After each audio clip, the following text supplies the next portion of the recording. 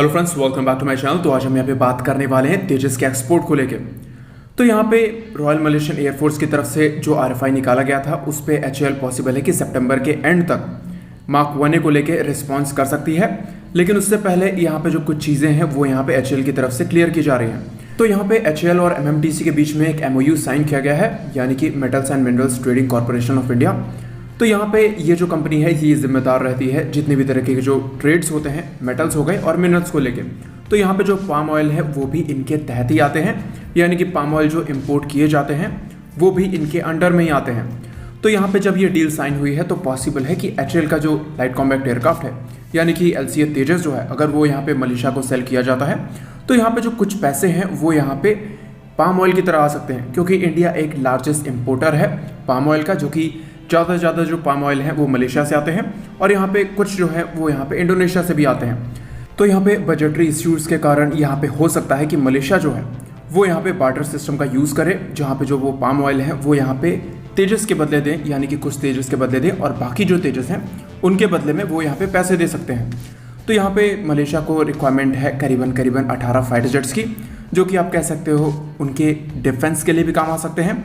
साथ ही साथ वो इन फ्यूचर में 8 और एयरक्राफ्ट खरीद सकते हैं, जो कि टोटल जो नंबर है वो यहाँ पे 25 के आसपास का ले जाता है। तो यहाँ पे अगर ये फाइटर जेट्स मलेशिया के द्वारा परचेज किए जा सकते हैं तो यहाँ पे जो इनकी डिलीवरी है वो भी यहाँ पे स्पीड अप हो जाएगी, क्योंकि जो सेकंड प्रोडक्शन लाइन है वो भी ऑपरेशनल हो चुके हैं और यहाँ पे तेजस के 2 जो यूनिट हैं वो यहाँ पे नए प्रोडक्शन लाइन से भी लॉन्च किए जा चुके हैं। तो यहाँ पे डिलीवरी में कोई ऐसी बड़ी प्रॉब्लम नहीं आने वाली है। हालांकि बात रही यहाँ पे नासिक फैसिलिटी को यूज़ करने की, तो ज़रूरत पड़ेगी तो उनका भी यूज़ किया जा सकता है। हालांकि यहाँ पे जो कंटेंडर है वो कोरिया का FA-50 है, लेकिन कोरिया के पास और भी फाइटर जेट्स हैं, यानी कि जो उनके काई KF-X बनाए जा रहे हैं वो यहाँ पे इंडोनेशिया के साथ मिलकर बनाए जा रहे हैं। तो यानी कि इंडोनेशिया और साउथ कोरिया में ज़्यादा बेटर कोलैबोरेशन चलता है और यहाँ पे मलेशिया और इंडोनेशिया के जो रिलेशंस हैं वो कुछ खास अच्छे नहीं हैं। तो पॉसिबल है कि यहाँ पे कोरिया का जो सिस्टम है वो नहीं लिया जाए और इसके अलावा यहाँ पे जो तेजस मार्क 1 यूज़ किए जाएंगे वहाँ पे जो इंडियन रेडार्स हैं और बाकी सारी चीज़ें हैं वो यहाँ पे इम्प्लीमेंट की जाएंगी।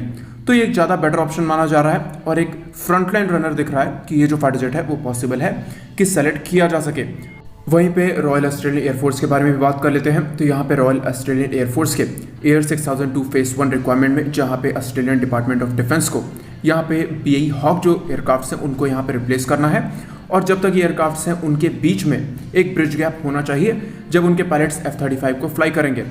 तो अगर आप रॉयल ऑस्ट्रेलियन एयरफोर्स के फाइटर फ्लीट को देखोगे तो वहाँ पे F-18s हैं और साथ ही साथ F-35s भी हैं, लेकिन इन फ्यूचर में वो सारे के सारे F-18s रिटायर हो जाएंगे और यहाँ पे जो F-35 हैं उनके नंबर्स इन फ्यूचर में बढ़ने वाले हैं। साथ ही साथ रॉयल ऑस्ट्रेलियन एयरफोर्स जो है वो लॉयल विंगमैन पे भी काम कर रही है, जहाँ पे उनको ट्रेनिंग की रिक्वायरमेंट भी बढ़ने वाली है।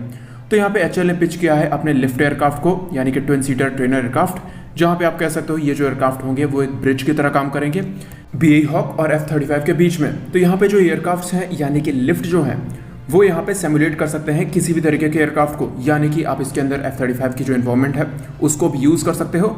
साथ ही साथ इसमें जो लॉयल विंगमैन्स हैं वो भी यहाँ पे कंट्रोल किए जा सकते हैं। तो इन फ्यूचर में ऑस्ट्रेलियन पायलट्स को कोई भी जो प्रॉब्लम है वो यहाँ पे नहीं आने वाली है अगर वो इस तरीके के फाइटर जेट्स पे ट्रेन होते हैं।